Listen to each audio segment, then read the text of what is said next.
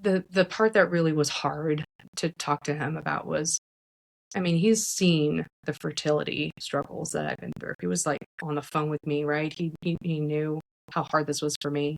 And I was like, it's going to be a long road, you know? We're old. We got it. You're not old, but time is a ticking. I don't know what my fertility is all about. I think that we should start trying, and it's probably going to end up in IVF, if anything. So I was really scared because I remember feeling like I'm going to bring my brokenness to him. I would taint him with my broken uterus or ovaries or whatever, right? So I was like, oh, I'm going to have to put him through the misery of infertility. First month that we tried, I remember I was at a an engagement party in Napa, and I just like didn't feel like drinking that much. And then I realized, oh, I think my period is late. It's weird.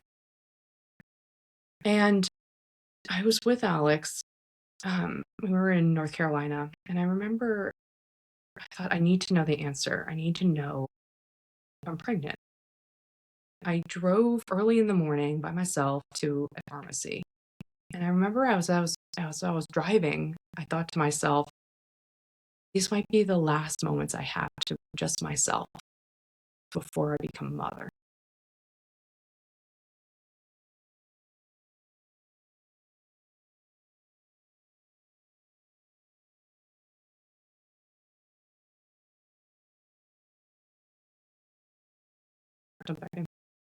When I had that thought, I knew that I already knew I was pregnant.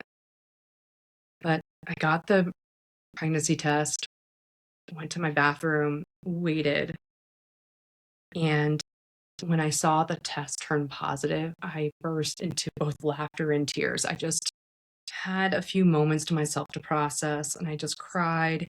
I just felt this tremendous relief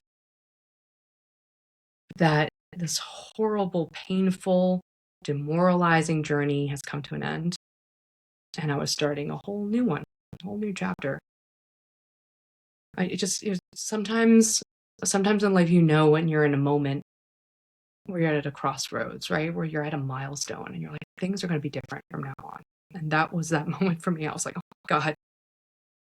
And of course, when I told him, he was like, I told you you get pregnant. So it's just a funny response from him. But every time Alex and I fight with our beautiful son, our 3-year-old, it's just a handful, but every time we fight to get his teeth brushed or to give us space when we're working, or just every time we have to wrestle with this kid, I have to remind myself that motherhood is not about willpower.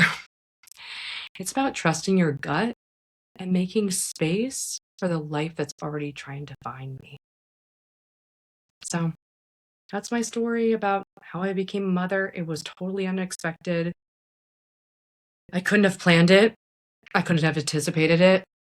I don't, for the life of me, know what happened, right? I don't know exactly what happened or what went right, what went wrong, whether it was something medical or by chance, or whether it was something existential and spiritual. But I think for me, it was just about trusting my gut. And I needed to trust my gut about who I had a family with and to feel safe and loved and cared for.